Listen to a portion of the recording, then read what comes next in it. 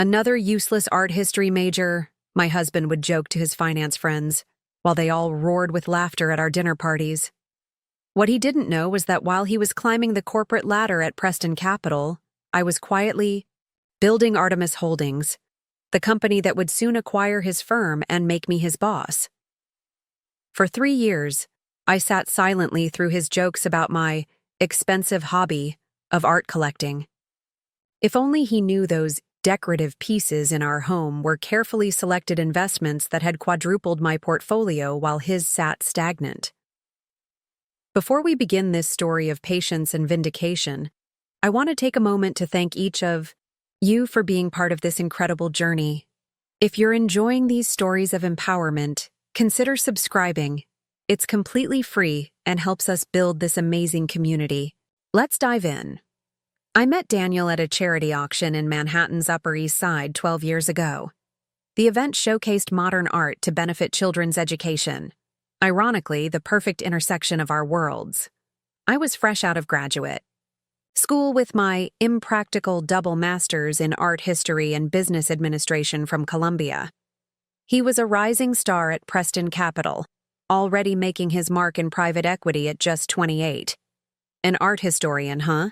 He'd said, when I told him what I studied, his eyes scanning the room as if suddenly reassessing the value of everything on display. So, you can tell me why this painting is worth more than my apartment? He gestured to a modest Rothko with a hint of skepticism in his smile. Actually, I can, I replied, explaining how provenance, artist trajectory, cultural significance, and market dynamics influenced valuation. I watched his expression shift from mild amusement to genuine interest. He asked for my number before the auction concluded. What I didn't tell Daniel that night, or any night that followed, was that I'd already launched Artemis Holdings, a small art investment fund operated from my Brooklyn apartment. I had exactly 3 clients and a portfolio worth just under $2 million, pocket change in his world of billion-dollar private equity deals. Our courtship was a whirlwind tour of New York's finest offerings. Daniel introduced me to the power players of Wall Street over dinners at 11 Madison Park, while I showed him hidden galleries in Chelsea and emerging artists in Bushwick. 6 months later, he proposed at the Metropolitan Museum of Art, though he'd checked the market 3 times during our visit. By the following spring, we were married in a ceremony his parents deemed appropriately tasteful for someone of his professional standing. The honeymoon in Paris revealed the first hairline fractures in our relationship. While touring the Louvre, Daniel checked his phone constantly, more concerned with market fluctuations than Monet's water lilies. "This is nice and all," he'd said, gesturing vaguely at a masterpiece that had moved me to tears, "but it's not exactly a practical career path in today's economy." I smiled and said nothing. That morning, Artemis had secured its 4th client, bringing our portfolio to $5 million. Small, yes, but growing steadily with a carefully curated selection of undervalued contemporary works. When we returned to New York, we moved into his spacious Upper East Side apartment with views of Central Park. Daniel insisted I use the smallest bedroom as my office. "For your art projects," he'd said with that smile that was beginning to feel less charming and more condescending. "We need the 2nd bedroom for when my parents visit, and the 3rd for when we start a family," he explained, as if allocating space to a child. I continued building Artemis in that tiny room, making calls when Daniel was at work, meeting clients in coffee shops and gallery back rooms. While he climbed the ranks at Preston Capital, I was quietly carving my own path in the high-stakes world of art investment. By our 2nd anniversary, I had 15 clients and $30 million under management. By our 3rd, 30 clients and $75 million. I developed an algorithm that predicted emerging art market trends with remarkable accuracy, combining my art historical knowledge with financial analytics. But to Daniel, I was just his wife with the cute art degree who worked with pretty pictures while he made real money. The mockery began subtly. A joke here, a comment there. My wife could tell you all about brushstrokes, but don't ask her about the stock market. He'd laugh at dinner with his colleagues. Or, we keep the bills paid with my work, her degree just keeps our walls decorated. At first, I tried to defend my field. Art has outperformed the S&P 500 for the past decade, I'd mention casually. Sure, for a handful of blue-chip artists, Daniel would counter. But you can't scale that. It's not a real market. I stopped, arguing after a while. Each dismissive remark stung, but I remained silent. Not because I was hurt, though I was, but because I was playing a longer game. While Daniel focused on climbing his corporate ladder one quarterly report at a time, I was building something he couldn't begin to comprehend. What he saw as a frivolous hobby, my careful analysis of art markets, my strategic acquisitions, my growing network of collectors and investors, was actually the foundation of what would soon become one of the most successful alternative investment funds in the country. I never corrected him, never showed him the real books, never mentioned that the decorative piece he complained about in our foyer. Did we really need to spend that much on something that just hangs there? Had appreciated 300% since its purchase. Instead, I nodded, smiled, and continued building Artemis Holdings brick by brick, client by client, million by million. By our 5th anniversary, Daniel had been promoted to senior vice president at Preston Capital. That same month, Artemis quietly crossed $200 million in assets under management. I hired Sarah, my first full-time employee, and moved operations to a small office in Tribeca. A real office for your little gallery? Daniel had mocked when I told him. Isn't that extravagant for a hobby business? It's time to expand, I said simply, not mentioning that we'd just closed deals with 2 major museum endowments. That night, Daniel hosted a dinner party for his colleagues, all senior executives at Preston Capital, all men with wives who either didn't work or had careers they deemed appropriately feminine. Interior design, event planning, public relations. Elizabeth has the most extensive education of anyone at this table, Daniel announced as he poured expensive bourbon for his friends. Columbia double masters, cost a fortune. And now she spends her days telling rich old ladies which paintings match their curtains. The men laughed. Their wives smiled uncomfortably. I sipped my water and said nothing, thinking about the meeting I'd had earlier that day with representatives from the Sovereign Wealth Fund of Qatar, who had just entrusted Artemis with $50 million to invest in contemporary art. Little did I know, that dinner party would mark the beginning of the most extraordinary chapter in our story, one that would ultimately teach Daniel the true value of my useless degree. The dinner party that night marked a turning point. As I helped our housekeeper clear the dishes after Daniel's colleagues left, I made a decision. It was time to accelerate my plans. I might need to travel more for work, I mentioned casually as Daniel loosened his tie, still buzzing from an evening of professional validation and expensive whiskey. Oh, he replied, barely looking up from his phone. Taking some clients to gallery openings? Something like that, I said. There's a major art fair in Basel next month. Daniel chuckled. Well, try not to spend all our money on finger paintings. The mortgage on this place isn't paying itself. I bit my tongue, not mentioning that I had paid off $300,000 of our mortgage last year with my hobby money, a fact conveniently forgotten whenever Daniel discussed our finances. Of course, I replied instead. It's just a business trip. In truth, the Basel trip was critical. I had meetings scheduled with 7 institutional investors, including 2 major European pension funds looking to diversify their portfolios with alternative assets. My algorithm had identified several undervalued artists whose work was positioned for significant appreciation over the next 5 years. The morning I left for Switzerland, Daniel barely looked up from his breakfast. Have fun with your artsy friends, he said, scanning the Wall Street Journal. Try to keep the receipts this time. If he had bothered to check our accounts, he might have noticed that my artsy business had contributed 4 times more to our joint savings than his salary last year. But Daniel never checked. It was beneath him to handle such mundane matters.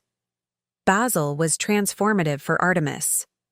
I secured $180 million in new investments, acquired 15 pieces that my algorithm predicted would double in value within 18 months, and hired 3 new analysts, all with art history degrees paired with finance experience, to join Sarah at our growing firm.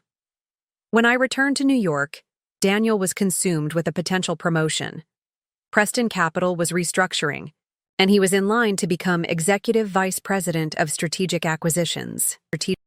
"This could be it, Elizabeth," he said excitedly over dinner at Daniel, a dinner I had paid for to celebrate my own undisclosed successes in Basel.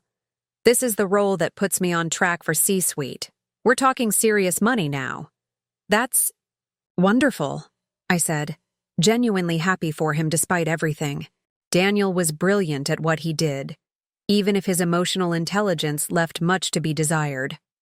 What would the new role involve? "Identifying undervalued companies for acquisition," he explained, sipping the $400 Bordeaux I had selected. "Companies? With strong fundamentals but poor management or market positioning. Classic value investing on a corporate scale." I fought back a smile at the irony.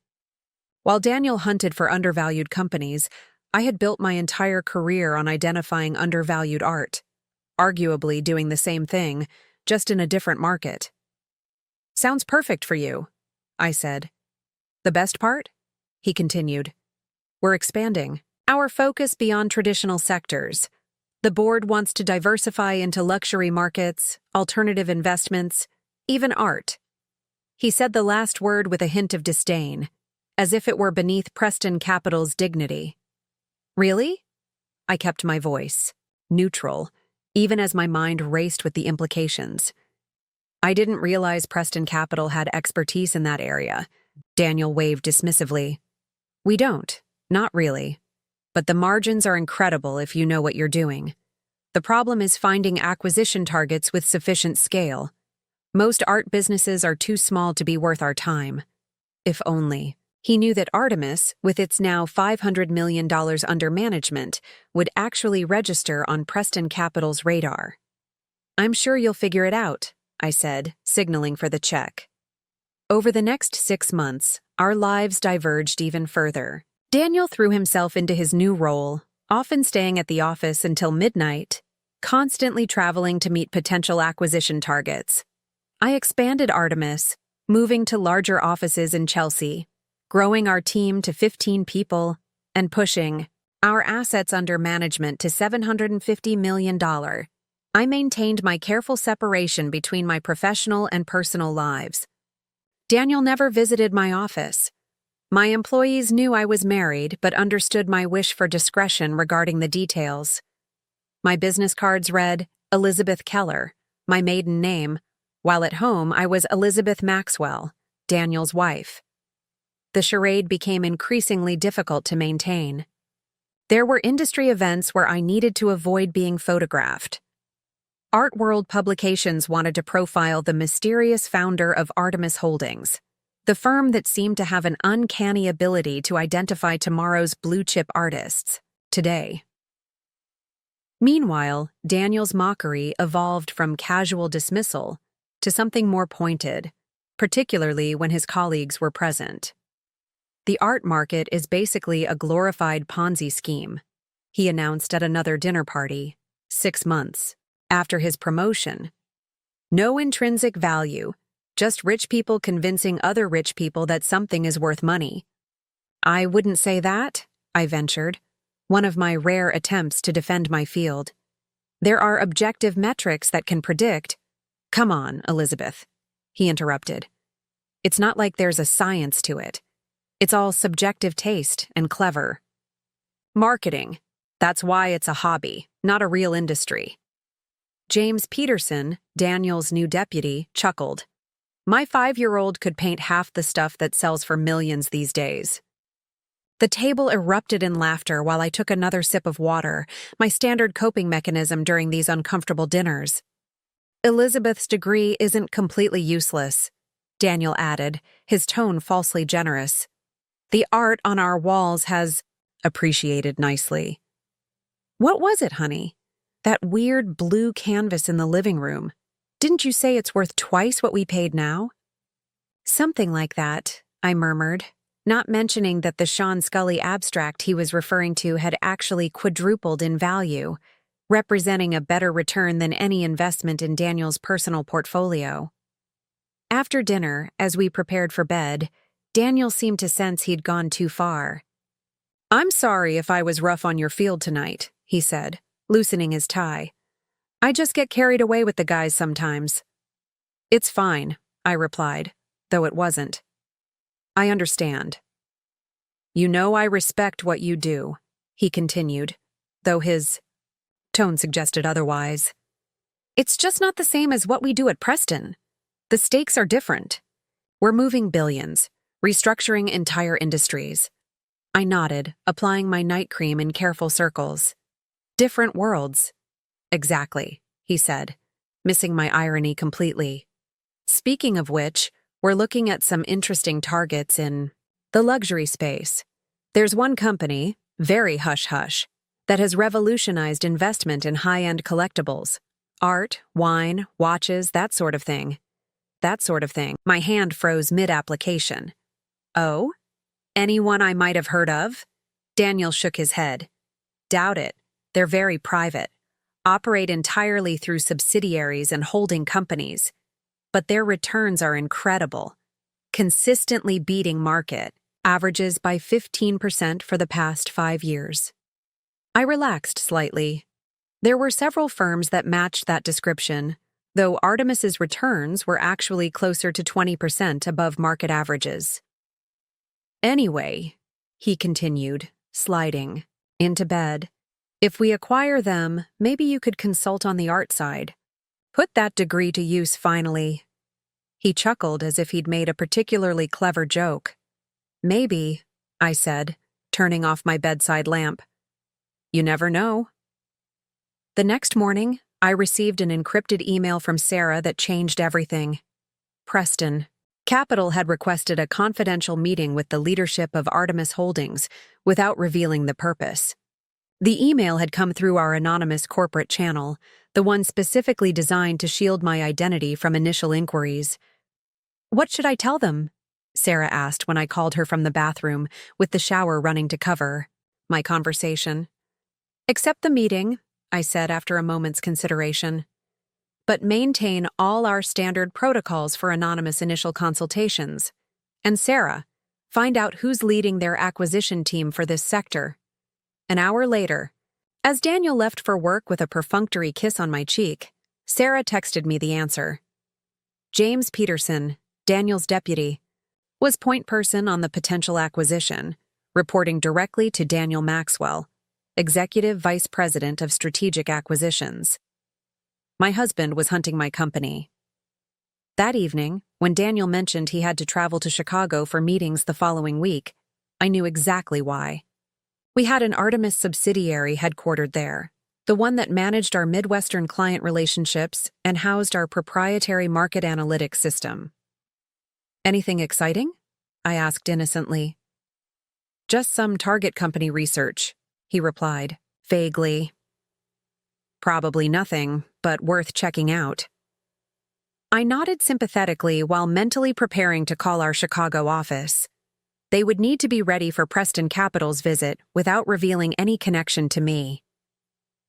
That night, as Daniel slept soundly beside me, I stared at the ceiling and contemplated the extraordinary crossroads ahead of me. Soon, I would need to make a decision that would irrevocably change our marriage, our careers, and our lives. The company Daniel was so eagerly pursuing, the mysterious firm with the revolutionary investment approach and exceptional returns, was mine. And he had no idea that the useless degree he had mocked for years had built the very empire he now coveted. The following week unfolded like a carefully choreographed dance of near misses and secret maneuvers. While Daniel flew to Chicago to investigate my subsidiary, I orchestrated an elaborate smoke and mirrors operation from our guest bathroom, the only place in our apartment where I could speak freely without fear of being overheard by our housekeeper. "They're requesting 5 years of financial records," Sarah informed me during our daily encrypted call.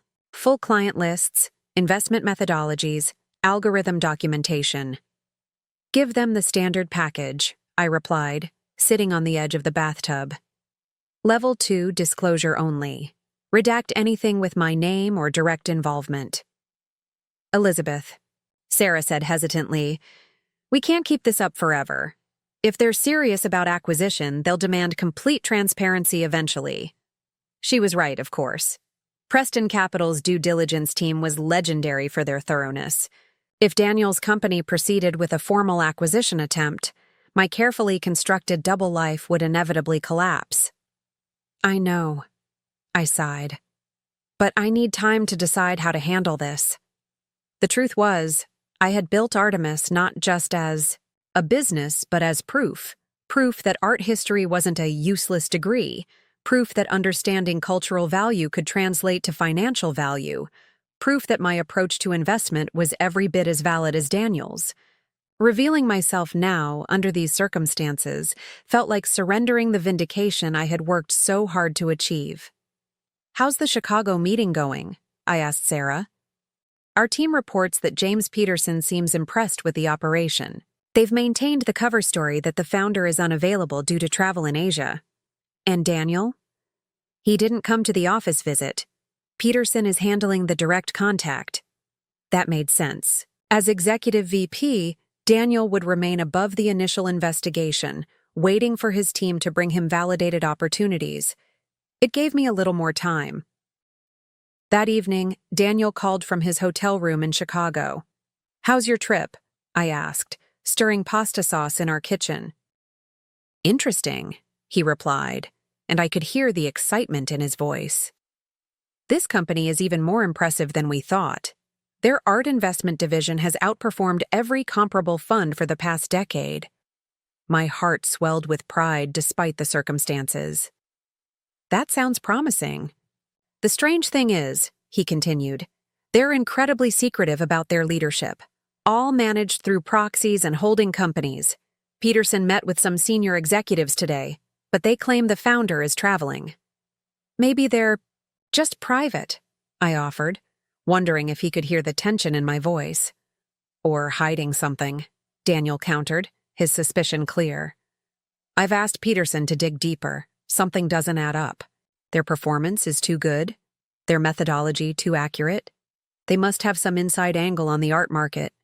If only he knew that the inside angle was his wife's expertise, the very knowledge he had dismissed for years." "Well, I'm sure. You'll figure it out," I said, desperate to change the subject. "How's your hotel?" After we hung up, I called Sarah again. "They're getting suspicious about the ownership structure. We need to prepare for deeper scrutiny." "What do you want to do?" she asked, her loyalty unwavering after 5 years as my right hand. I took a deep breath. "Prepare the contingency portfolio. If Preston pushes harder, we'll need to show enough to satisfy them without revealing everything." The contingency portfolio was something I had created years ago, a carefully curated selection of Artemis's investments and methodologies that demonstrated our value while protecting our most proprietary approaches. It was designed for situations exactly like this one, where we needed to share information without giving away the crown jewels. When Daniel returned from Chicago 2 days later, he was unusually animated. He rarely discussed specific deals with me, considering my understanding of finance too limited to grasp the complexities of his work. But this potential acquisition had captured his imagination. "This could be the deal that makes my career," he said over dinner, pouring himself another glass of wine. "If we acquire this art investment firm, Preston instantly becomes a player in the alternative asset space." "That's wonderful," I replied, pushing food around my plate. "They must be doing something right." "Their methodology is revolutionary," Daniel continued, oblivious to my discomfort. They've developed some kind of predictive model for art valuation that's years ahead of anything else in the market. That revolutionary methodology had been my thesis project at Columbia, combining art historical analysis with quantitative market data to predict value trajectories for emerging artists. I had refined it over a decade, adding machine learning components and cultural trend analysis. It was my life's work, the perfect synthesis of my supposedly incompatible interests in art and finance. Sounds impressive, I managed. The funny thing is, Daniel chuckled, loosening his tie. I keep thinking about what you always said about art having quantifiable investment value. Maybe you were onto something after all. Maybe, I said quietly. Of course, he added, reverting to form. It's different when it's systematized by financial professionals.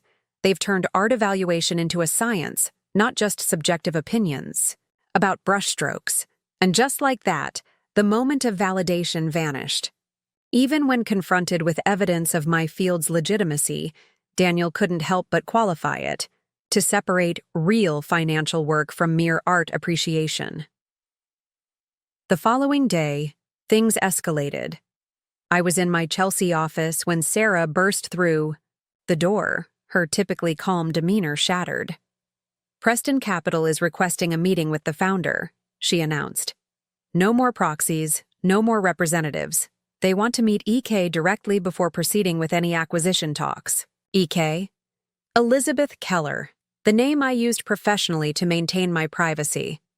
When? I asked, my mouth suddenly dry. Next week. They're sending Daniel Maxwell himself, along with James Peterson and their chief counsel. The room seemed to spin around me.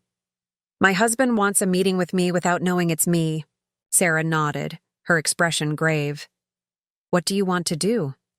For hours, I considered my options. I could send another proxy, claiming the founder was still unavailable. I could cancel the meeting altogether, potentially losing the biggest opportunity in Artemis's history. Or I could meet with them and reveal the truth, ending years of secrecy in the most dramatic way possible. That evening, Daniel brought up the meeting himself. We've requested direct contact with the founder of this art investment firm, he said as we prepared for bed. No more hiding behind lawyers and proxies. If they're serious about a potential acquisition, we need to know who we're dealing with. And if they refuse? I asked, my heart pounding so loudly I was certain he could hear it. Daniel's expression hardened. Then the deal's off. I'm not putting Preston Capital's reputation on the line for some shadowy operation, no matter how good their returns are. I see, I said, turning away to hide my expression. The strange thing is, he continued, nobody seems to know much about this founder, just initials, EK. Could be a man, woman, or corporation for all we know. I almost laughed at the irony. The mysterious EK had made his breakfast that morning and was now standing 3 feet away from him in a silk nightgown. Maybe they have good reasons for privacy, I suggested. Daniel shook his head. In business, secrecy usually means one thing, something to hide. I've asked our research team to compile everything they can find on EK. If there are skeletons in that closet, we'll find them. Now I faced not just exposure, but investigation. Daniel had unwittingly declared his intention to investigate his own wife, to dig into the business I had built while he mocked my education and expertise. That night, I lay awake long after Daniel had fallen asleep, weighing my choices. The irony of the situation wasn't lost on me. For years, I had maintained the separation between Elizabeth Maxwell, wife of a finance executive, and Elizabeth Keller, founder of Artemis Holdings, waiting for the perfect moment to reveal the truth. Now, that moment was being forced upon me, in the most public and consequential way possible. By morning, I had made my decision. I slipped out of bed before dawn and went to my tiny home office, the space Daniel had so condescendingly allocated to my hobby. From the false bottom of my desk drawer, I retrieved a leather portfolio containing documents I had prepared years ago but never used, the complete history of Artemis Holdings, including my founding role, the development of our methodology, and the growth of our portfolio from $2 million to nearly $1 billion. I texted Sarah, "Schedule the meeting with Preston Capital. Wednesday, 2 p.m. I'll be there as EK." Her response came seconds later. "Are you sure?" I looked at Daniel's framed Harvard Business School diploma hanging prominently in our hallway, positioned to be visible to anyone who entered our apartment. Beside it was my Columbia degrees, relegated to a shadowy corner where visitors would never notice them. "Yes," I replied. "It's time." The next 3 days passed in a blur of preparation. With Sarah's help, I orchestrated what would be either the most catastrophic professional revelation of my life or the most satisfying, perhaps both simultaneously. At home, I maintained the charade. Daniel mentioned the upcoming meeting repeatedly, growing more excited as Wednesday approached. "This could be huge for us," he said on Tuesday night.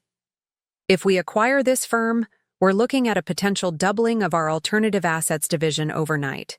That would be quite an achievement, I agreed, wondering how he would feel when he discovered that the acquisition target he had been pursuing so aggressively was built by the same person who sat across from him at the breakfast table every morning, the wife whose professional abilities he had dismissively underestimated for their entire marriage.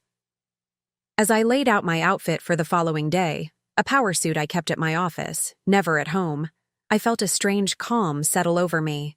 After years of hiding my success, of nodding silently through Daniel's condescension, of building something extraordinary in the shadow of his dismissal, the moment of truth had arrived. Tomorrow, Daniel Maxwell would finally meet EK, founder of Artemis Holdings, and his education was about to begin. Wednesday morning arrived with the weight of inevitability. I woke before the alarm, careful not to disturb Daniel, who slept soundly beside me, blissfully unaware that today would change everything. I slipped out of bed and went through my morning routine with mechanical precision. Every movement felt significant, laden with the knowledge that this was the last morning of my double life. By this evening, for better or worse, Daniel would know the truth. Over breakfast, he was unusually talkative, energized by the prospect of the afternoon's meeting. "Today's the day we finally meet the mysterious EK," he said, adjusting his red power tie, the one he reserved for major negotiations. "Peterson's prepared a comprehensive term sheet. If the numbers check out and there are no skeletons in the closet, we could have an acquisition agreement by the end of the month." I sipped my coffee, using the cup to hide my expression. "Sounds exciting. I'm still not convinced this founder will show," Daniel continued, checking his watch. "People who hide behind initials and proxies usually have reasons for staying in. The shadows. Maybe they're just private," I suggested for what felt like the 100th time. Daniel shook his head. "Nobody builds a billion-dollar investment firm just to hide from the spotlight. There's something else going on." He picked up his briefcase. "Anyway, I should get going. Big preparations before the meeting." "Good luck today," I said as he headed for the door. "I hope you get what you deserve." Daniel paused, catching something in my tone. For a moment, he studied my face, and I wondered if some subconscious part of him sensed the coming revelation. "Thanks," he said finally. "I'll call you after it's done." As soon as the door closed behind him, I called Sarah. "Everything's prepared," she assured me. "The conference room is set up exactly as you requested. The team has been briefed. Only the 6 senior directors know what's happening today. And the documentation, all ready. Full portfolio history, audited financials, client testimonials, and the methodology patents. Everything that proves you're the sole founder and architect of Artemis's success." I took a deep breath. "And what about the contingency plan?" There was a brief pause on the line. "The legal team is standing by. If things go poorly, they're prepared to protect your interests. But Elizabeth, are you sure this is how you want to handle this?" We could still find another way. Was I sure? After years of hiding my success, of enduring Daniel's condescension, of building something extraordinary while being treated as if my education and expertise were worthless, was I sure I wanted to reveal everything in such a dramatic fashion? Yes, I said firmly. It's time for the truth. I'll see you at the office in an hour. I arrived at Artemis Holdings through the private entrance I rarely used, a precaution against being seen by any Preston Capital representatives who might arrive. Early, Sarah was waiting in my office, along with our chief counsel, Morgan Chen. We've prepared for every contingency, Morgan assured me, sliding a folder across my desk. These are the key documents you'll want to have at hand during the meeting. I flipped through the papers, proof of my ownership, patent registrations for our valuation methodology, the growth charts showing how my useless degree had built a billion-dollar enterprise. Preston's team will arrive at 1:45, Sarah said, checking her tablet. They'll be taken to the conference room on 17. You'll enter from the private elevator at 2:05. A power move, Morgan nodded approvingly. Make them wait just long enough to establish dominance. I smiled tightly. This isn't about power games, it's about truth. But even as I said it, I knew there was more to it. This revelation wasn't just about clearing the air, it was about vindication. After years of diminishment, of having my expertise dismissed and my field mocked, I needed Daniel to understand exactly who and what he had been dismissing. What about the acquisition itself? I asked Morgan. Assuming we get past the initial surprise, what's your assessment of Preston Capital's offer? Objectively, it's fair, she replied. Their valuation of Artemis is within 10% of our internal metrics. The terms are favorable, particularly the management autonomy provisions. From a purely business perspective, it's a deal worth considering. I nodded. And if they withdraw the offer after today's meeting? Morgan's expression was carefully neutral. Then we have several other interested parties. Artemis is an extremely attractive acquisition target, regardless of who sits at the helm. At 1:30, I changed into the outfit I had selected for this moment, a tailored charcoal suit with subtle red accents, professional yet distinctly feminine. I arranged my hair in a sleek chignon and applied makeup that was polished but understated. This wasn't about glamour. It was about projecting the competence and authority that Daniel had failed to recognize for all these years. As 2 p.m. approached, Sarah returned to my office. They're all there, Daniel, James Peterson, their chief counsel Rebecca Winters, and 2 members of their due diligence team. How does Daniel look? I couldn't help asking. Impatient, Sarah replied with a small smile. He's checked his watch 3 times in the last 5 minutes. Of course he had. Daniel Maxwell, Executive Vice President of Strategic Acquisitions at AC, Preston Capital, wasn't accustomed to being kept waiting. It's time, I said, gathering my portfolio. Sarah squeezed my arm gently. For what it's worth, I've been looking forward to this day for years. The private elevator whisked me up to the 17th floor in seconds. As the doors opened, I allowed myself one final moment of reflection. The woman who would walk into that conference room was not Daniel's underestimated wife, but Elizabeth Keller, founder and CEO of Artemis Holdings, the woman who had built a billion-dollar company while her husband mocked her credentials over dinner. Thomas, our head of security, was waiting for me. They're ready for you, Ms. Keller. I nodded, straightened my shoulders, and walked toward the conference room, my heels clicking authoritatively on the marble floor. Through the glass walls, I could see them, 5 figures in expensive suits, their backs to me as they studied the presentation materials Sarah had provided. Daniel sat at the head of the table, naturally assuming the power position. His body language conveyed impatience and authority in equal measure. James Peterson was speaking, gesturing at something in the documents before them. Thomas opened the door for me, and a hush fell over the room. "Gentlemen, Ms. Winters," Thomas announced. Allow me to introduce Elizabeth Keller, founder and CEO of Artemis Holdings." 5 heads turned simultaneously. 5 expressions registered varying degrees of professional interest, except for one. Daniel's face transformed in an instant from polite anticipation to utter shock, his complexion draining of color so rapidly I momentarily worried he might faint.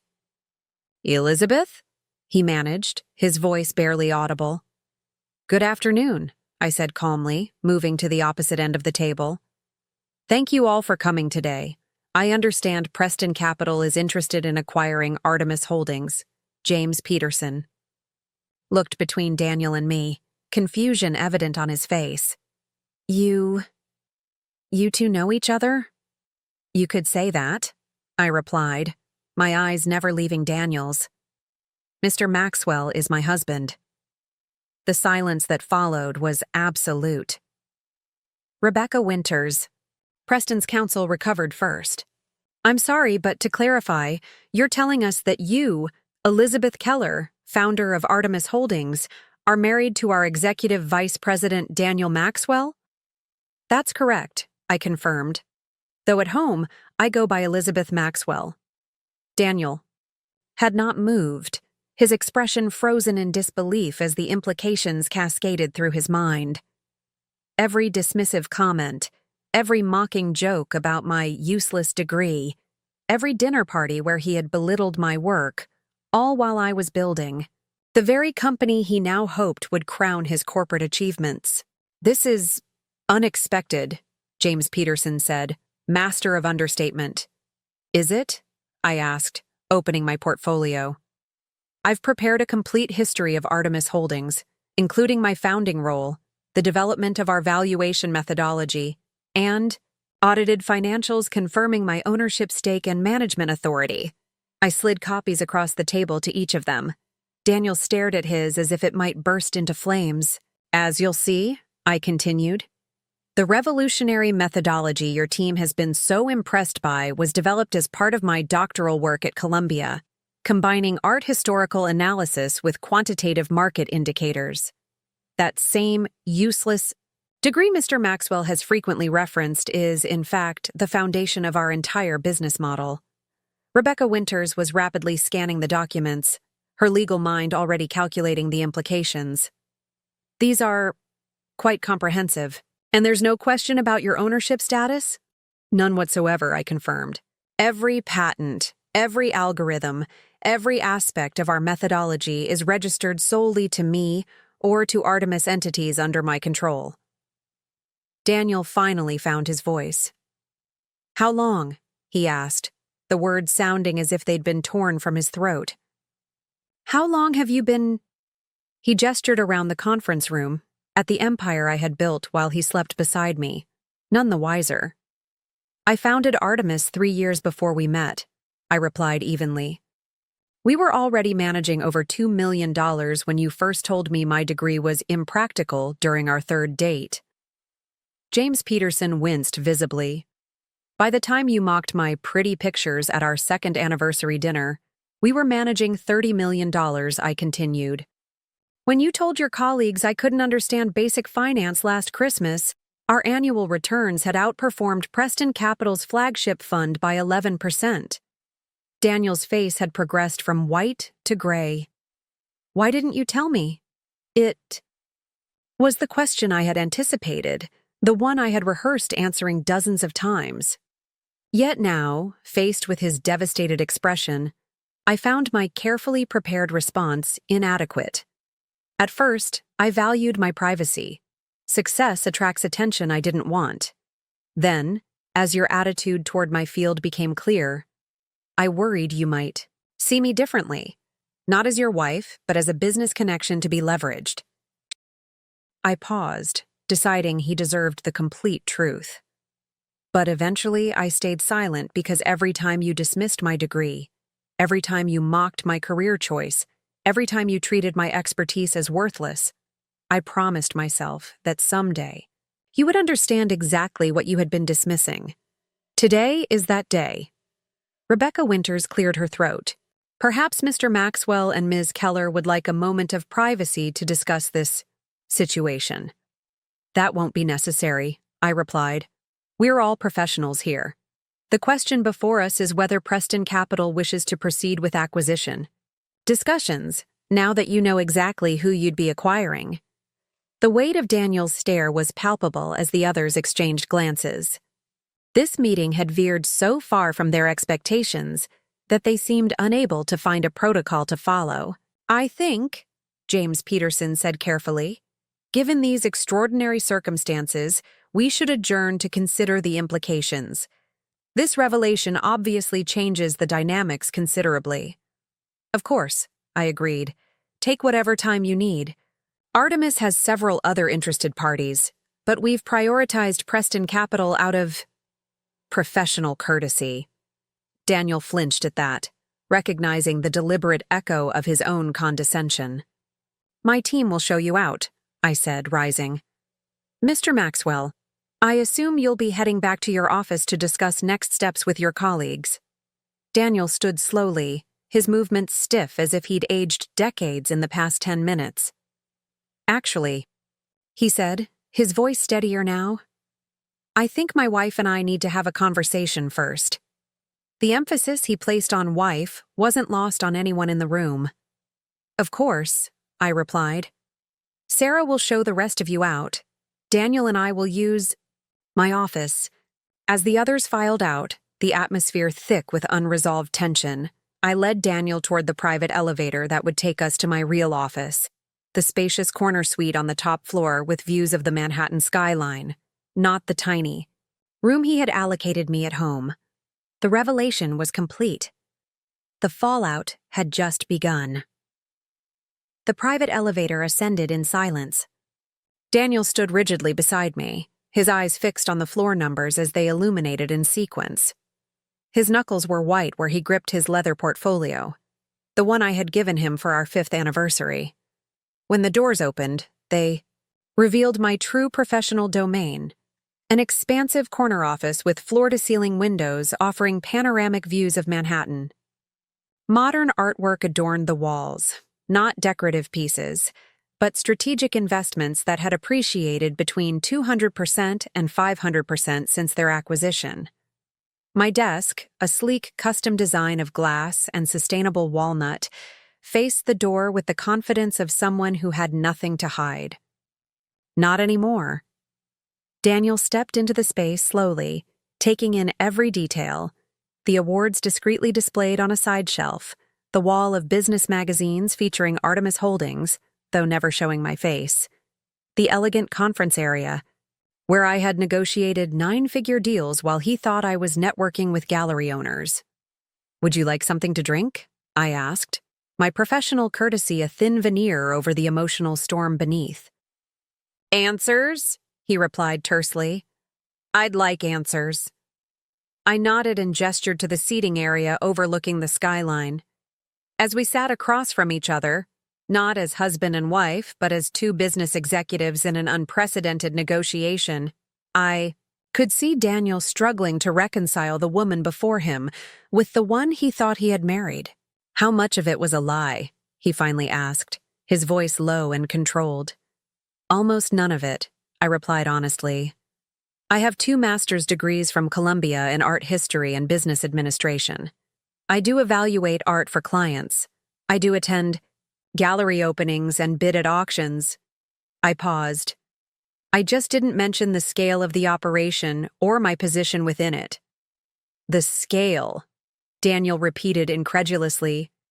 You built a billion-dollar company behind my back and you call that a matter of scale? When he put it that way, the absurdity of the situation wasn't lost on me. It wasn't behind your back, Daniel. It was right in front of you. You just never saw it because you never believed my work had value.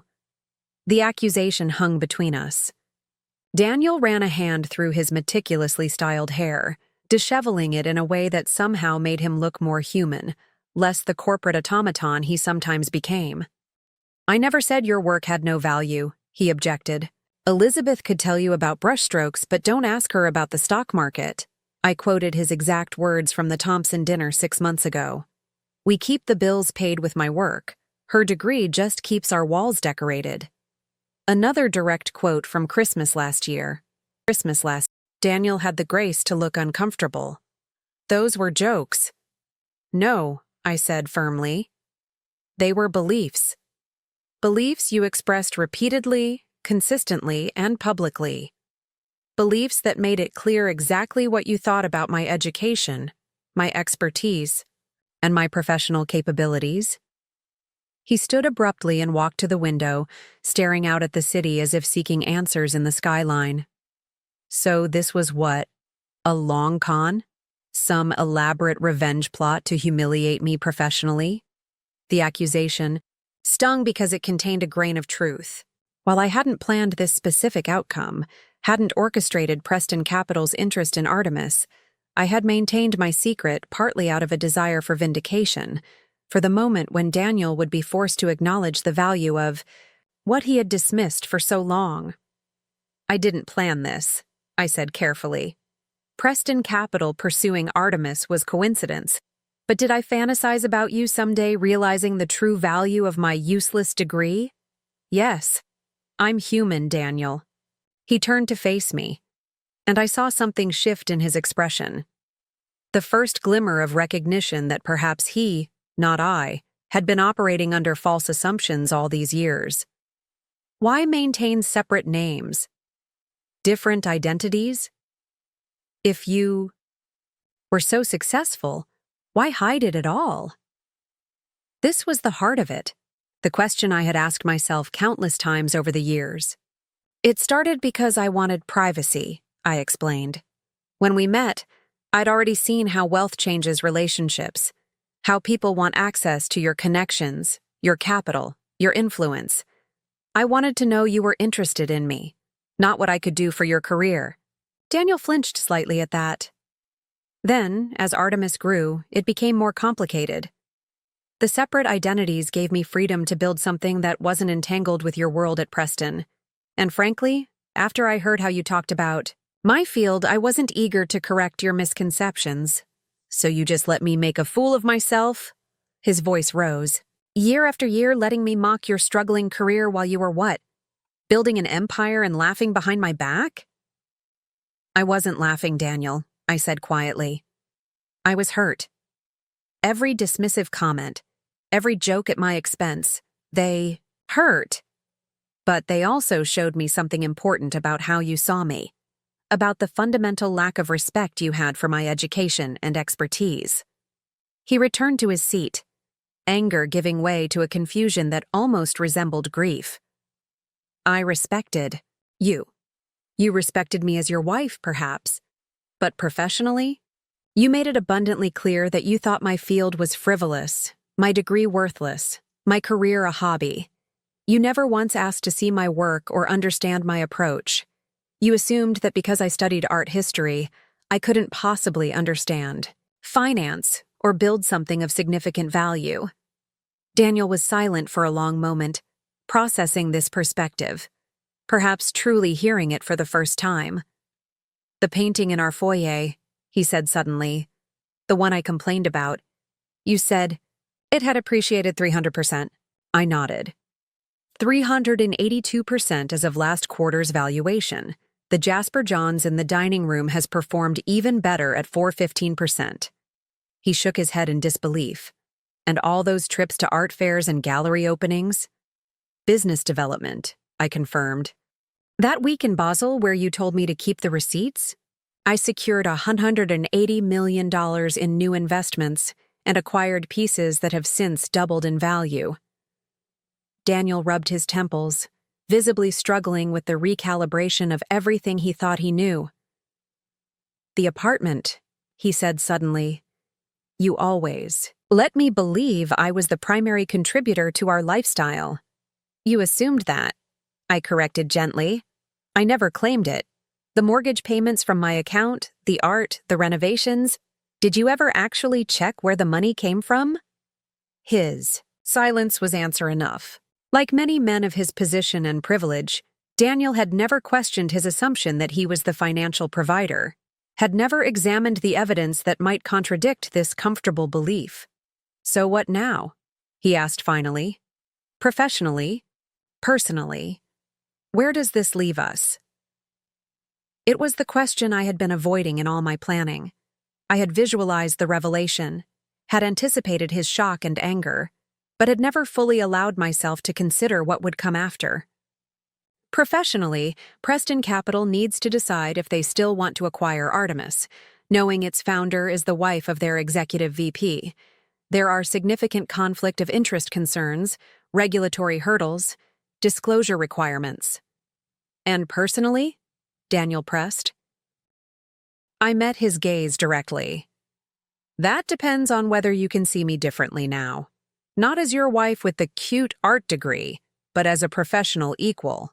Someone whose expertise and accomplishments deserve the same respect you'd give to any of your colleagues. The request hung between us. Simple in concept, yet requiring a fundamental shift in how Daniel had perceived me for our entire relationship. I need to ask you something, he said after a long pause. And I need complete honesty. Nodded, bracing myself. Did you ever love me, or was I just part of your cover story? The question caught me off guard. In all my preparation, I had anticipated anger, accusations of deception, wounded pride, but not this raw vulnerability. Daniel, I said softly, I loved you then. And despite everything, the dismissal, the mockery, the condescension, there's still a part of me that loves you now. His expression softened marginally. Then why couldn't you trust me with this? He gestured around the office, at the empire I had built. Because you showed me exactly what you thought of my capabilities, I replied honestly. Every time you joked about my degree, every time you dismissed my field as frivolous, you were telling me what you really believed, that art history couldn't possibly create real value, that my expertise wasn't worth taking seriously.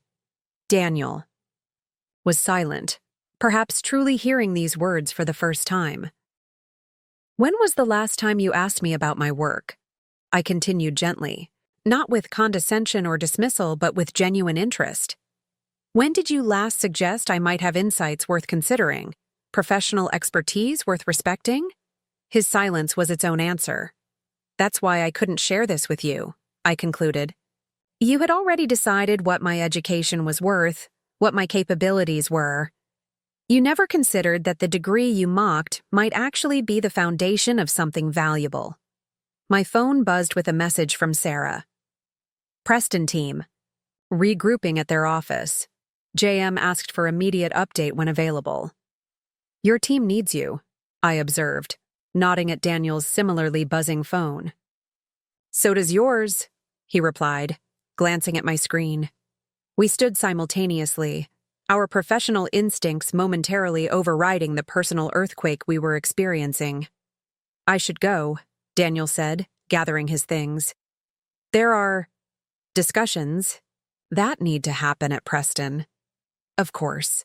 He paused at the door, turning back to study me as if seeing me clearly for the first time. For what it's worth, I'm sorry. Not just because of who you turned out to be, but because of how I made you feel. No one should have their expertise dismissed like that. It wasn't a complete reckoning, not yet, but it was a start. Thank you, I said simply. Will you be home tonight? He asked, and in the question I heard the underlying uncertainty about where we stood, about what came next, about whether home was still a concept we shared. I will, I promised. We have more to discuss. After he left, I stood at the window watching the afternoon light shift across the Manhattan skyline. In a single meeting, everything had changed. Professionally, personally, irrevocably. Sarah entered quietly, respecting the gravity of the moment. How did it go? She asked. I considered the question, with all its complexities. It was a beginning, I replied finally. The truth is out. What happens next depends on whether he can see me, really see me, for the first time. As I turned back to my desk, a text message appeared on my phone. Daniel. I just realized something. That algorithm everyone's been praising. The one that predicts market trends for emerging artists. That was your thesis project at Columbia, wasn't it? The one I said sounded nice but impractical. I typed back a simple, yes. 3 dots appeared.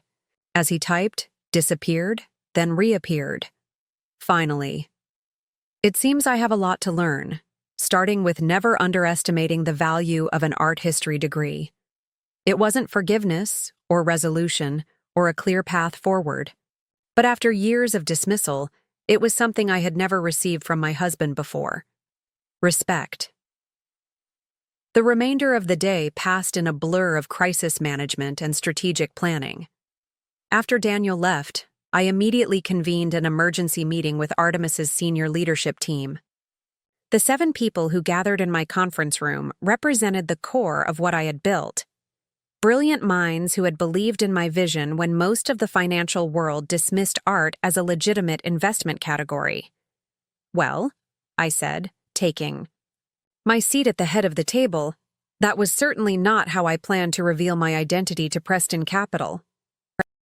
Morgan Chen, our chief counsel, was the first to speak. We need to address the regulatory implications immediately. The SEC will have questions about disclosure, potential conflicts of interest, and insider information. Already handled, Sarah replied, sliding documents across the table. We've prepared comprehensive disclosure statements detailing Elizabeth's ownership structure and confirming that no material information was ever shared between spouses. We have 7 years of communication records that demonstrate the complete separation Elizabeth maintained between her personal and professional lives. I nodded appreciatively. Even in my moment of personal crisis, my team was focused on protecting Artemis. What about Preston Capital? Asked Michael Rivera, our chief investment officer. Are they still interested in the acquisition after that revelation? It was the question everyone was thinking, but had been too polite to ask directly. Uncertain, I admitted. Daniel, Mr. Maxwell, has returned to Preston to discuss next steps with their leadership team.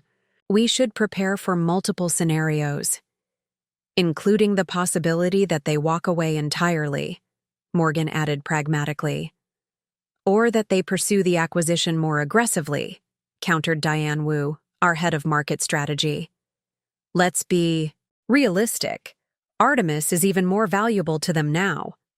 Our methodology has consistently outperformed every other art investment vehicle in the market. They won't abandon that opportunity easily, personal complications notwithstanding. I appreciated Diane's clarity. She had been with me almost from the beginning, one of the few people who understood that art valuation could be approached with the same analytical rigor as any other asset class. We have 3 priorities, I said, redirecting the conversation. First, regulatory compliance. Morgan, I want every disclosure filed by end of day. Second, client assurance. Sarah, prepare a communication for our major investors explaining that the leadership situation at Artemis remains unchanged regardless of any acquisition talks. And third, business continuity. Diane, Michael, ensure our current investment strategies proceed without interruption. As they nodded in agreement, my private line rang, a direct connection that only 5 people had access to. The display showed Preston Capital's main switchboard. Excuse me, I said, rising from the table. I need to take this privately. In my office, I took a deep breath before answering. Elizabeth Keller. Ms. Keller, this is Rebecca Winters, Chief Counsel for Preston Capital. Her voice was professionally neutral.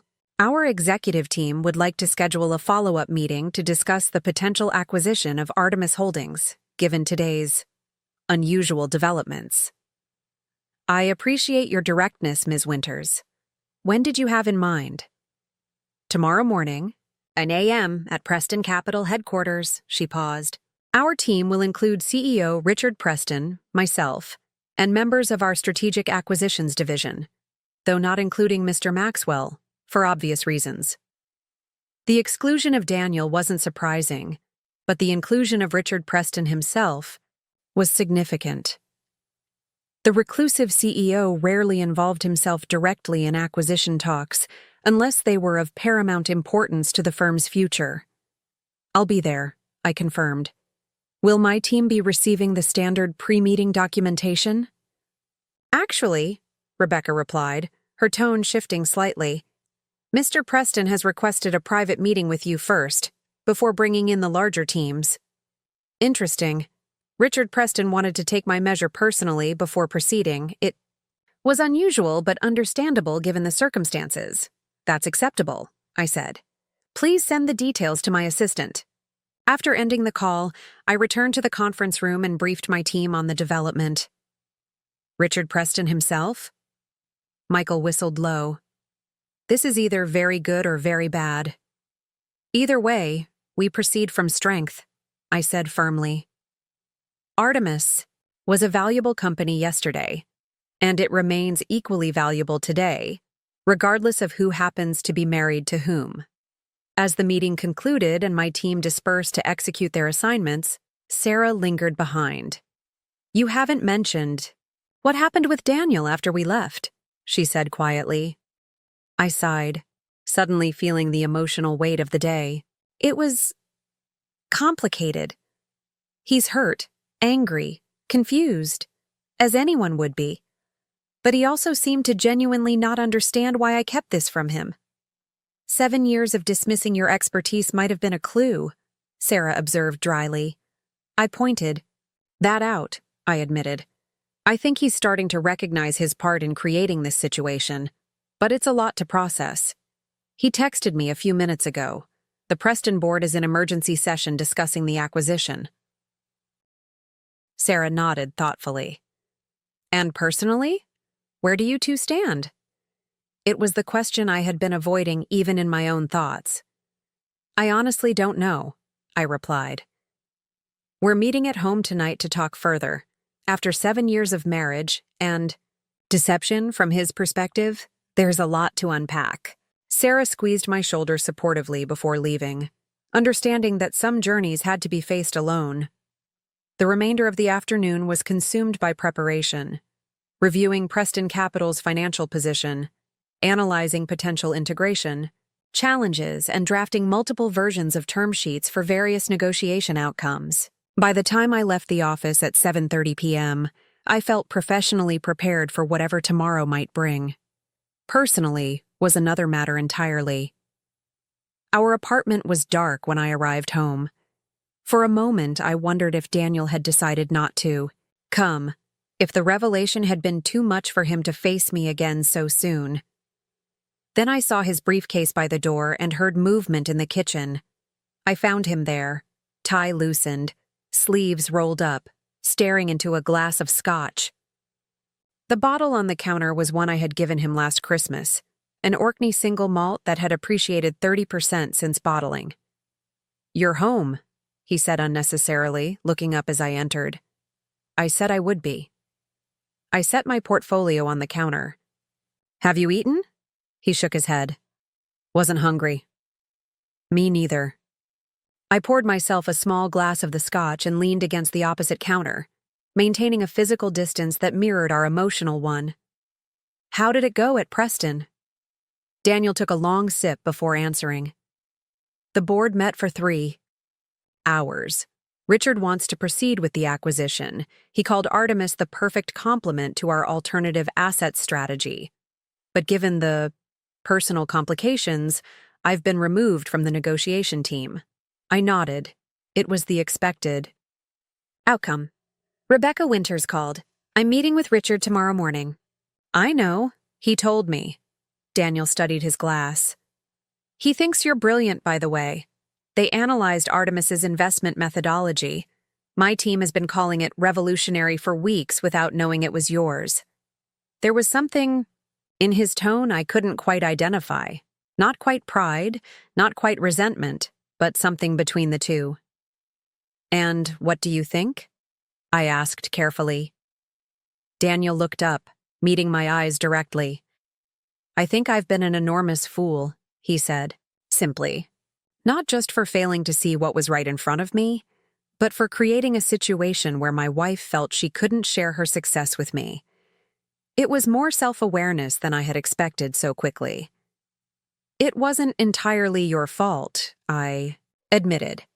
I made choices too, choices to maintain the separation, to keep building walls between my professional and personal lives. Because I made it clear I didn't value your expertise. He finished the thought for me. We stood in silence for a moment, the truth of it hanging between us. I spoke with my father today, Daniel said finally, after the board meeting. This surprised me. Daniel rarely consulted his father, a retired investment banker, on professional matters. What did he say? He laughed. Daniel's lips twisted in a rueful smile. Then he said, I always wondered what Elizabeth was really doing. No one with eyes that sharp buys art just for decoration. Your father knew? I was genuinely shocked. I had met Williams Maxwell only a handful of times, and our conversations had been politely superficial. Not specifically, Daniel clarified. But he suspected you were more than you appeared. He collects art himself, not just as status symbols but as investments. He recognized how you evaluated pieces, asked questions no casual collector would know to ask. Another revelation in a day full of them. My father-in-law had seen what his son had missed. The Preston Acquisition Committee is recommending a full merger rather than a straight acquisition, Daniel continued, shifting to more familiar professional territory. They believe Artemis works best with its existing leadership structure, intact. And where would that leave you? I asked. Daniel swirled the amber liquid in his glass.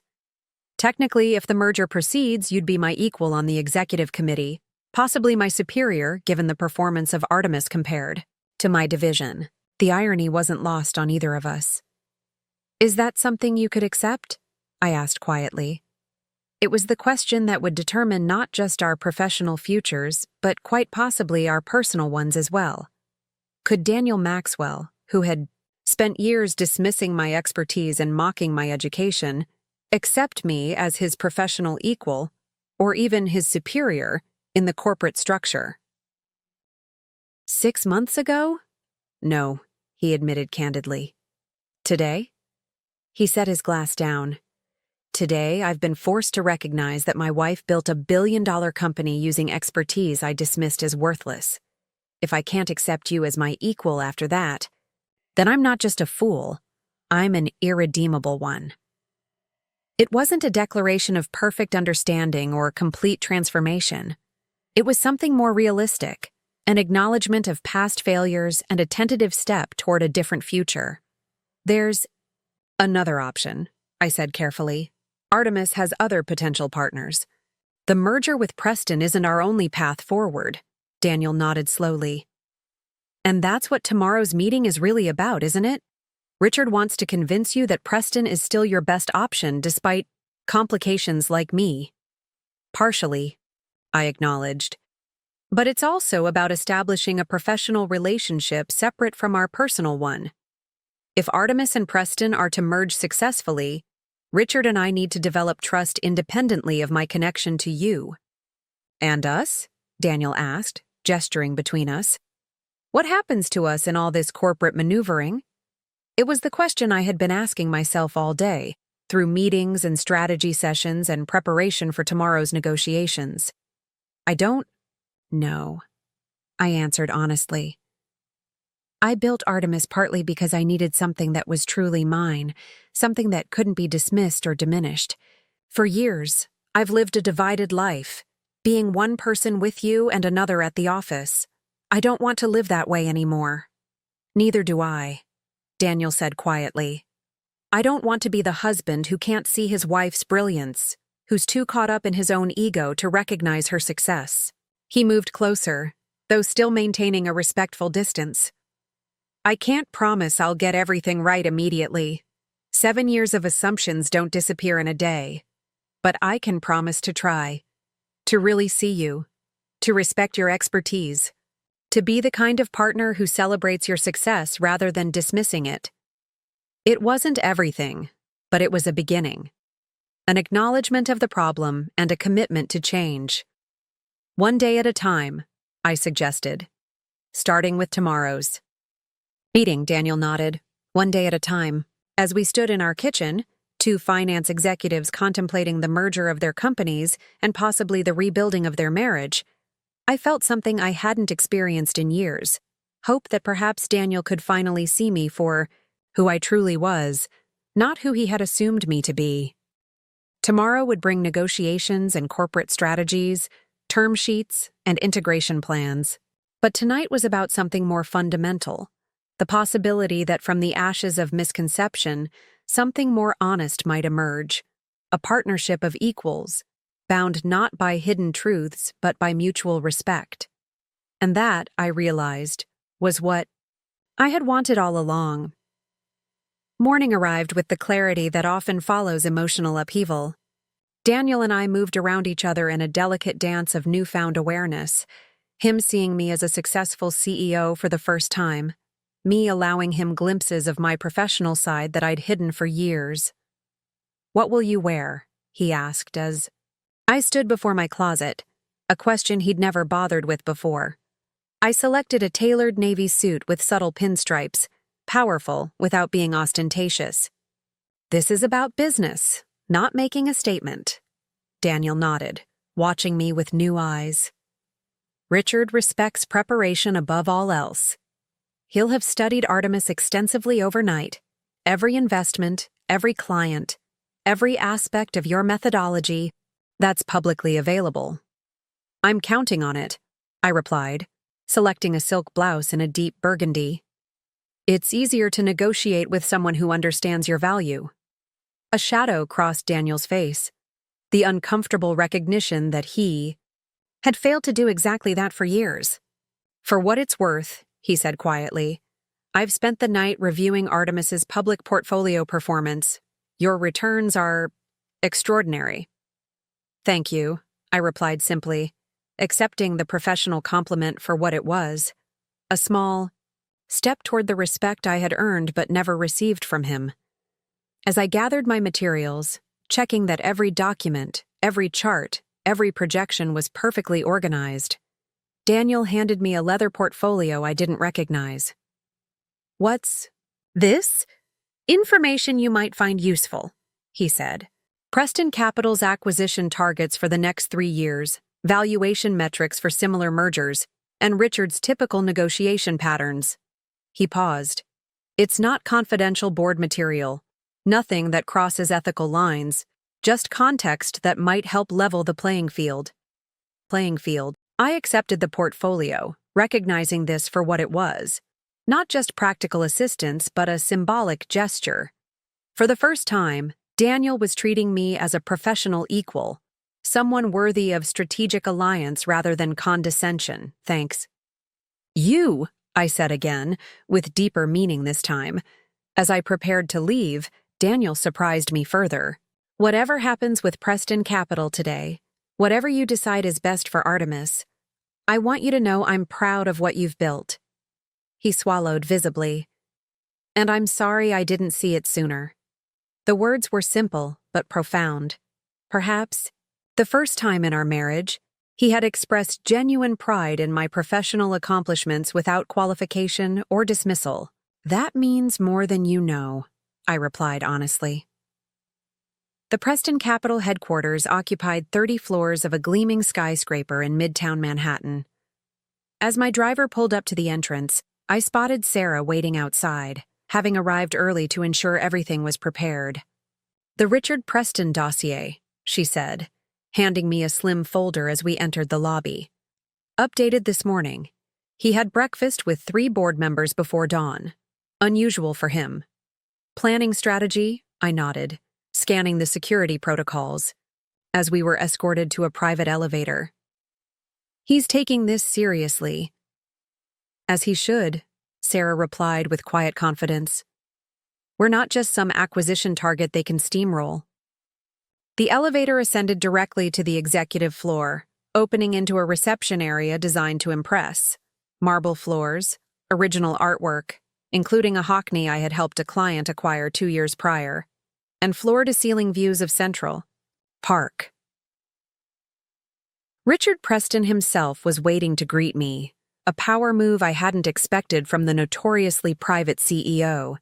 In his late 60s, with silver hair and penetrating eyes, he had built Preston Capital from a modest family office into one of the most respected investment firms in the country. Ms. Keller, he extended his hand. Or would you prefer Maxwell in this context?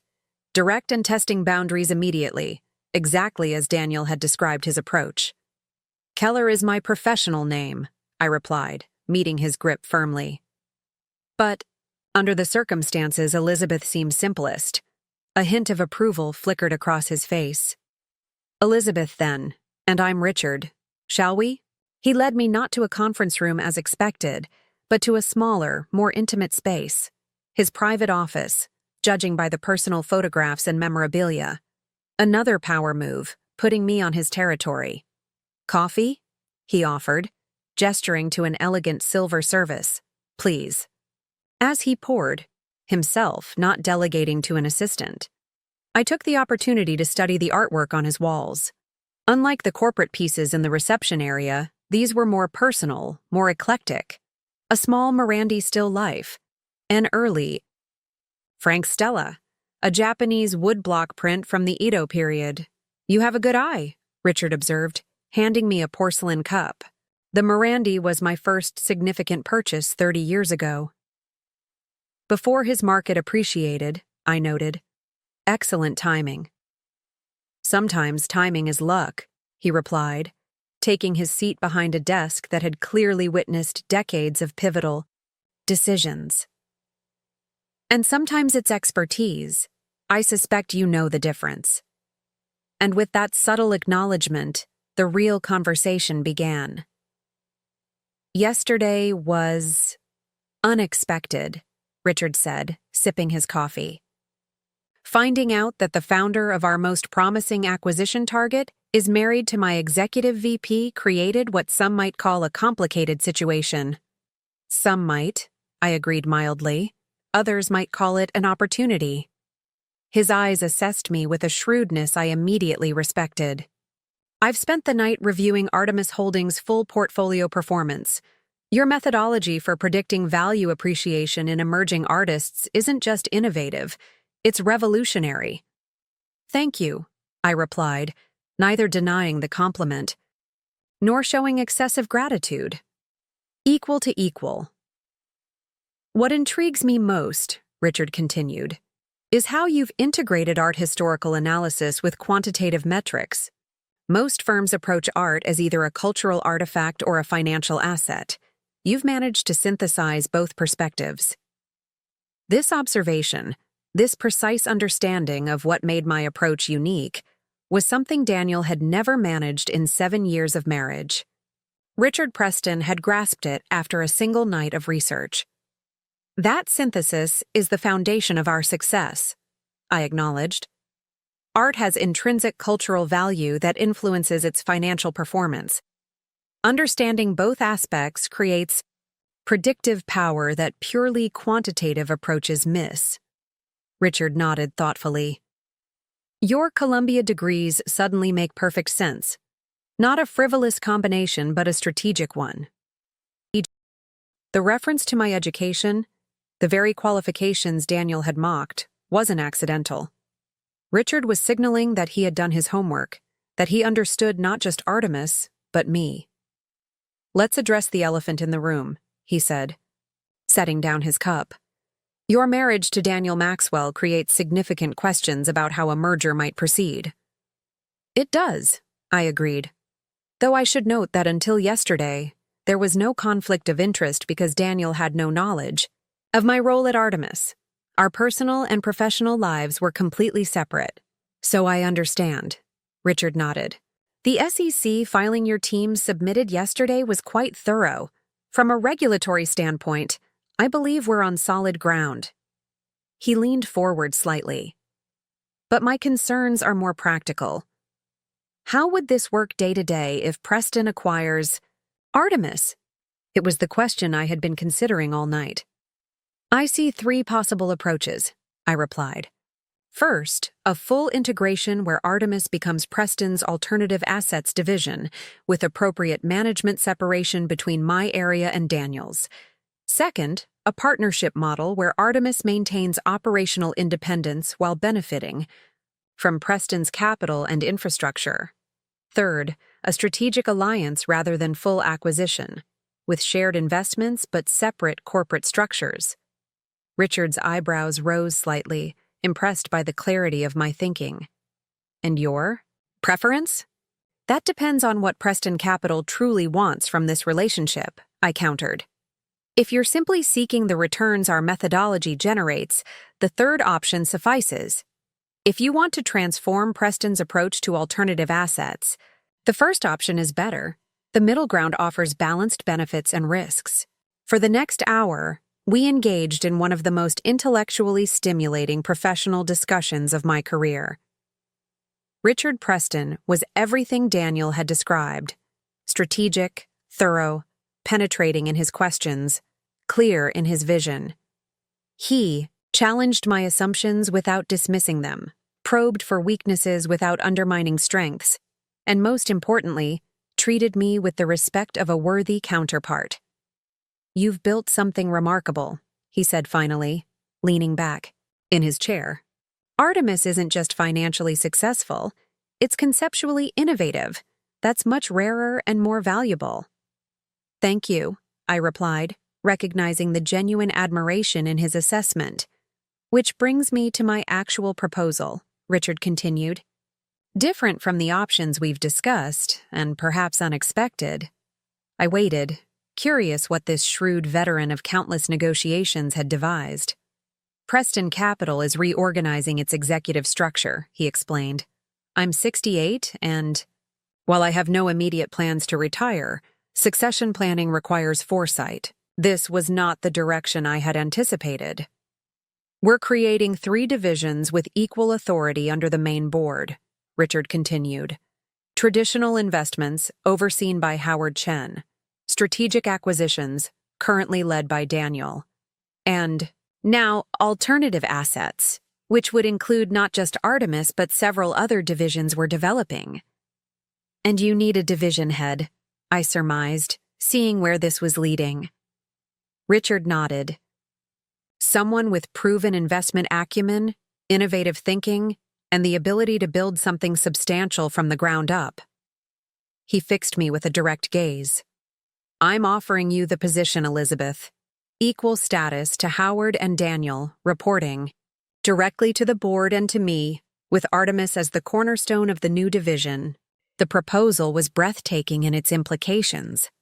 Not an acquisition where Artemis would be subsumed, but an elevation where it would become the foundation of a major division within one of Wall Street's most respected firms, with me at the helm, equal in authority to Daniel. "That's not what I expected," I admitted. "The best opportunities rarely are," Richard replied with a small smile. "You would maintain operational control of Artemis while building something larger. We would acquire Artemis through a stock exchange rather than cash purchase, making you one of Preston Capital's largest individual shareholders." The business logic was impeccable. The personal implications were staggering. "And Daniel?" I asked. "Have you discussed this with him?" "Not specifically," Richard said, "though he knows reorganization is coming. The question is whether you two can work effectively in equal positions of authority, given your history." It was the heart of the matter, not just corporate structure, but human dynamics. Could Daniel accept me as his professional equal after years of dismissal? Could I trust him to see me clearly now, without the distortion of assumptions and condescension? "I believe we can," I said carefully, "though it would require significant adjustment on both sides." Richard studied me thoughtfully. When I met Daniel 8 years ago, he impressed me with his analytical skills and strategic thinking. What he lacked, what he still lacks, is perspective beyond traditional finance. The humility to recognize value in unexpected forms. He gestured to the artwork surrounding us. Sometimes the most significant investments don't look like investments at all to conventional eyes. In that moment, I understood that Richard Preston saw more than just Artemis's financial performance. He recognized the conceptual breakthrough my approach represented, the value of integrating seemingly disparate disciplines. "I'll need time to consider this properly," I said. "It's a significant decision, professionally and personally." "Of course," Richard stood, signaling our meeting was concluding. "Take the week. But know that this offer comes from seeing what you've built and recognizing its true value. Not just as an acquisition target, but as a new direction for Preston Capital itself." As we shook hands, he added, "For what it's worth, I think you and Daniel could accomplish extraordinary things together, if he can see you with new eyes." Sarah was waiting in the reception area, alert for any signals about how the meeting had proceeded. "Well?" she asked as we entered the elevator. "We have much to discuss," I replied, my mind already working through implications and possibilities. "Richard Preston is not what I expected." "Better or worse?" she pressed. "Different," I said, "and far more perceptive." The car was waiting to take us back to Artemis, but I made a sudden decision. "Change of plans," I told the driver. "Preston Capital's executive garage, please." Sarah looked at me questioningly. "There's someone I need to speak with first," I explained. 15 minutes later, I was sitting in Daniel's office, a space I had never visited before, though he had worked there for years. Like mine, it had impressive views of the city, though his desk faced away from the windows, focused inward rather than outward. "Elizabeth," he said, surprised and wary as I entered. "How did it go with Richard?" He offered me a position as division head, I replied without preamble. "Equal to yours, overseeing all alternative assets with Artemis as the cornerstone." Daniel's expression cycled through surprise, confusion, and something else I couldn't quite identify. "Equal to mine," he repeated. "So we would be peers on the executive committee," I confirmed, both reporting to Richard and the board. Daniel was silent for a long moment, processing this possibility. 7 years of marriage, 7 years of him seeing himself as the financially successful one, the real executive. And now we would have identical positions on the organizational chart. "What did you tell him?" he finally asked. "That I needed time to consider it," I replied. "And that it would require significant adjustment from both of us." Daniel nodded slowly, his gaze moving to the framed photo on his desk. Us on our honeymoon. In Paris, standing before the Mona Lisa, his arm around my shoulders, both of us smiling.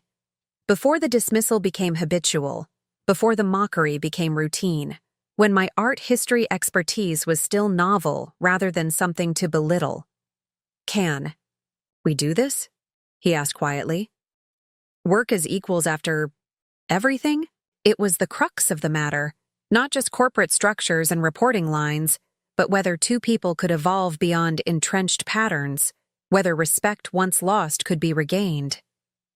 "I don't know," I answered honestly, "but I think it might be worth trying."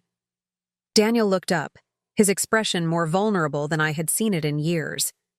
"I spent all night thinking about how many times I dismissed your expertise, how many times I treated your knowledge as worthless, about how differently I might have acted if I had known." "It shouldn't have required knowing," I interrupted, gently. "That's the point. Respect shouldn't be contingent on status or success." He nodded, accepting the truth of this. "You're right, and I can't promise I'll get everything right immediately. But I can promise to try, to see you clearly, to value your perspective, to recognize that my wife with the art history degree might actually know things worth knowing." It wasn't a perfect resolution, not a fairy tale ending where all wounds were instantly healed. It was something more realistic, the beginning of a new understanding, a commitment to growth, an acknowledgement of past failures, and a tentative step toward a different future. Partners, I said, extending my hand across his desk. In every sense. Partners, he agreed, taking it. And Elizabeth, I really am proud of what you've built. Not because it's financially successful or because Richard Preston wants to acquire it, but because it's brilliant. You saw connections no one else did, created value where others saw only cost. That's extraordinary. It was, I realized, the validation I had been seeking all along. Not that my company was valuable, but that my perspective was valuable. That the knowledge Daniel had dismissed as useless was, in fact, the foundation of something innovative and significant. As we left his office together, heading to the executive dining room where Richard was waiting to discuss next steps with both of us, I felt a sense of completion. The journey wasn't over. Integration would bring challenges. Our relationship would require ongoing work. Old habits would need conscious breaking. But the core imbalance had finally been addressed. My useless degree had built a billion-dollar company that was now merging with his. My expertise, once mocked over dinner parties, was now recognized as revolutionary by one of Wall Street's most respected figures. And my husband, who had spent years dismissing my knowledge, was now beginning the humbling but necessary process of seeing me clearly for the first time. That night, as we prepared for bed in the apartment we had shared for years, now transformed by new understanding, Daniel paused before the wall where our degrees hung. Without a word, he took down his Harvard diploma from its prominent position and moved it to hang beside my Columbia degrees, the frames aligned in perfect equality. It was a small gesture, symbolic rather than substantial. But as I watched him step back to consider the new arrangement, I recognized it for what it was. The beginning of a partnership based not on assumptions or illusions, but on mutual respect for each other's unique expertise. Better, he said simply. And it was. 6 months after the merger that shook Wall Street, I stood at the podium in Preston Capital's largest conference room, presenting the quarterly results of our new alternative assets division. The room was filled with board members, executive committee members, and senior directors, the power players who had once inhabited a world I observed only through Daniel's stories. As you can see, I concluded, gesturing to the projection behind me, our integrated methodology has delivered a 22% return, outperforming traditional investment vehicles by more than 8 points. The expansion into emerging market artifacts and digital art has positioned us uniquely for the coming fiscal year. The numbers spoke for themselves, eloquent testimony to the value of the approach I had developed, the expertise Daniel had once dismissed. My division's performance had exceeded even Richard Preston's ambitious projections, establishing alternative assets as Preston Capital's fastest-growing segment. Questions? I surveyed the room, meeting the eyes of executives who now regarded me not as Daniel Maxwell's wife, but as Elizabeth Keller, the architect of Preston's most innovative division, Howard Chen, head of traditional investments, and, once Daniel's mentor, raised his hand. These returns are impressive, but I'm more interested in sustainability. Are these results replicable, or are we seeing a one-time market anomaly? It was a fair question, and precisely the kind of challenge I had faced throughout my career, particularly from traditional finance veterans skeptical of art as an investment category. Our methodology isn't market-dependent, I explained, pulling up a supplementary slide I'd prepared for exactly this question. It's based on identifying intrinsic value misalignments that persist regardless of broader market conditions. The 10-year backward test demonstrates consistency across 3 market downturns. Howard nodded, satisfied with the thoroughness of my response. From the corner of my eye, I caught Daniel watching me with an expression I was still getting used to. Professional. Respect mixed with personal pride. If there are no further questions, Richard Preston said, rising from his seat at the center of the table, I'd like to congratulate Elizabeth and her team on an exceptional first 2 quarters. The integration of Artemis into Preston Capital has exceeded expectations at every metric. As the meeting concluded and executives gathered in the customary post-presentation networking, I found myself approached by board members who had once known me only as Daniel's wife at corporate events. Now they engaged with me directly, seeking insights into alternative investment strategies and the application of my methodology to their personal portfolios. The Morgan Stevens Foundation is reassessing its endowment investments, explained Judith Morgan, the board's most senior member. We'd appreciate your perspective on diversification into cultural artifacts. I'd be happy to review your current portfolio, I replied, exchanging contact information with a woman who had once absent-mindedly handed me her empty champagne glass at a charity gala, mistaking me for catering staff. As the room gradually emptied, Daniel approached, maintaining the professional distance we'd established for workplace interactions. "Impressive presentation," he said, his tone genuine. "Howard doesn't give compliments easily, but he was nodding throughout your methodology explanation. I noticed," I replied with a small smile. "Though I suspect he's still running his own analyses to verify my claims." "Undoubtedly," Daniel agreed. "It's what makes him effective." He paused, checking his watch. "Still on for dinner tonight? I made reservations at Mirabelle for 7. "Looking forward to it," I confirmed. Our new reality involved a careful balancing act, maintaining professional boundaries at Preston Capital while rebuilding our personal relationship at home. It hadn't been easy. The first month after the merger had brought unexpected challenges, moments of reflexive condescension from Daniel that required immediate correction, instances where old patterns threatened to reassert themselves. "Ms. Keller." Richard Preston's voice interrupted my thoughts. "A word before you leave?" I nodded to Daniel, who understood the dismissal and departed with a respectful nod to his mentor and CEO. "Walk with me," Richard suggested, leading me toward his private office. At 68, he moved with the energy of someone 20 years younger, his mind still the sharpest in any room he entered. "The expansion into South Asian artifacts, that was your initiative, correct?" "Yes," I confirmed. My analysis indicated significant value misalignments in that sector, particularly with institutional collectors focusing elsewhere. Richard nodded thoughtfully as we entered his office, the same space where he had offered me division leadership 6 months earlier. "It's exactly that kind of insight that validates my decision." He gestured for me to sit. "The board is very pleased with the integration progress." "I'm glad to hear it," I said. "My team has worked incredibly hard to ensure a smooth transition." "And Daniel?" Richard asked, his gaze direct. "How is that transition progressing?" The question wasn't just professional curiosity. Richard had taken a significant risk in restructuring Preston Capital to place us in equal positions, husband and wife with a complex history, now serving as division heads with parallel authority. "There have been adjustments," I acknowledged, candidly. "Moments where old patterns resurface. But overall, he's made remarkable progress in seeing me as a professional equal." Richard nodded, unsurprised. "I've observed him closely these past months.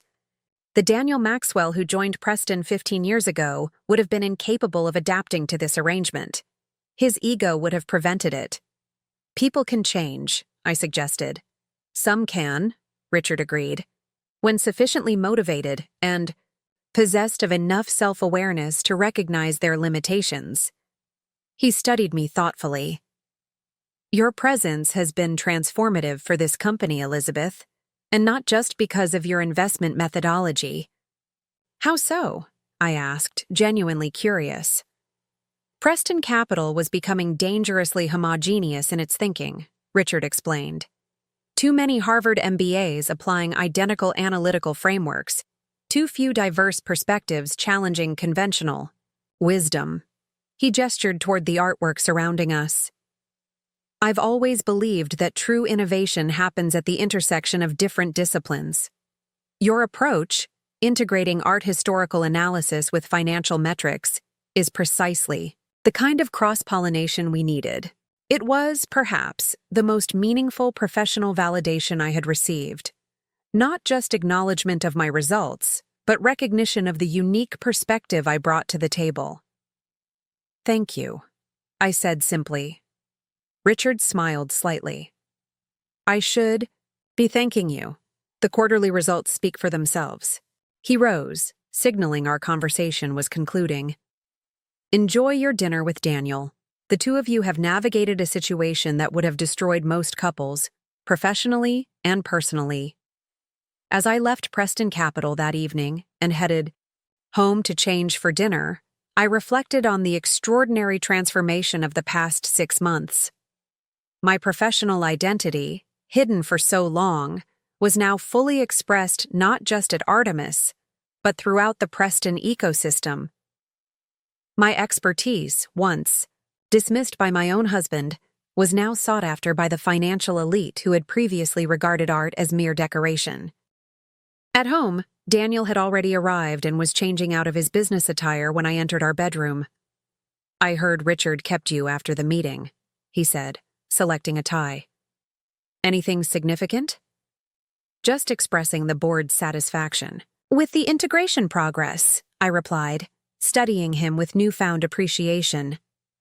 The man who had once mocked my degree now treated my professional insights with respect, sought my counsel on investment strategies, and had even begun accompanying me to gallery openings with genuine interest rather than barely concealed boredom. The change hadn't happened overnight. There had been missteps along the way, moments when Daniel slipped into old habits of condescension, instances where I bristled at perceived dismissal. But with each correction, each honest conversation about how his words affected me, we had gradually built something new, a relationship of mutual respect that neither of us had fully experienced before. "I've been thinking," Daniel said, adjusting his collar. "The Jacobson acquisition you proposed yesterday, I initially had reservations about their market position, but after reviewing their portfolio more carefully, I see the strategic alignment you identified. This was new territory for us, professional consultation as equals, exchanging perspectives without hierarchy or dismissal. Their contemporary photography collection is undervalued," I explained, selecting a dress for dinner. "Traditional metrics miss the growing institutional interest in that sector." Daniel nodded thoughtfully. "I'll support the proposal at tomorrow's acquisition committee meeting." As we dressed for dinner, moving around each other with the familiarity of long-married couples but the fresh awareness of new understanding, I caught Daniel watching me in the mirror. "What?" I asked, meeting his reflected gaze. "Just thinking about how different things might have been," he replied. "If I had recognized the value of your expertise years ago, if we had built something together from the beginning rather than living separate professional lives." It was a reflection we both indulged in occasionally, the what might have been that served not as a source of regret, but as a reminder of how far we had come. "We're building something now," I reminded him, fastening my necklace. "Different than we might have imagined, but valuable in its own way." At Mirabelle, one of New York's most exclusive restaurants, we were seated at our usual corner table overlooking Central Park.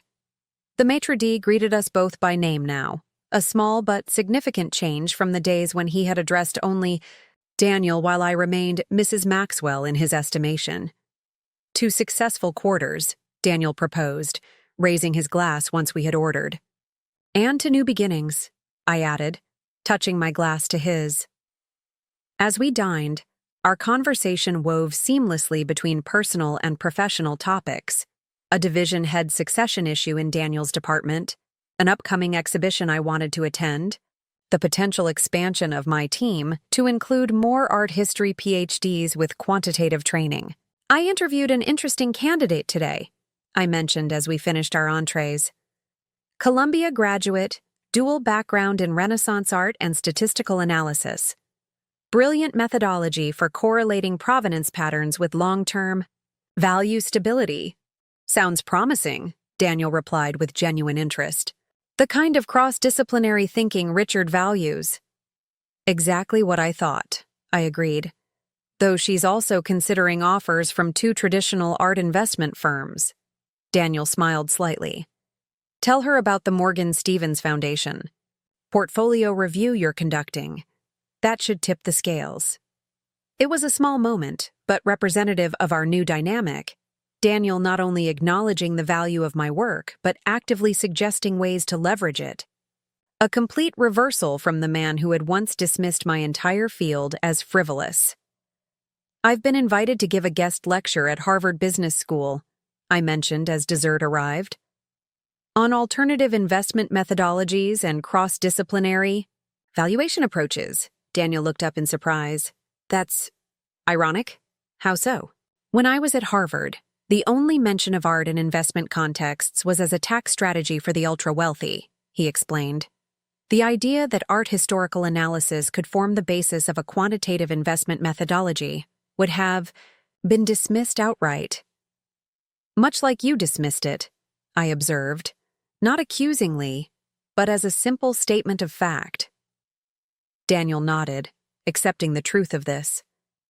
Much like I dismissed it, he acknowledged, which makes me wonder what other valuable perspectives I've overlooked due to similar blind spots.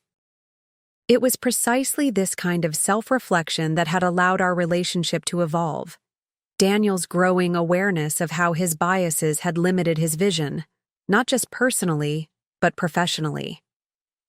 As we walked home through Central Park after dinner, enjoying the crisp autumn evening, Daniel took my hand in a gesture that bridged our professional and personal worlds.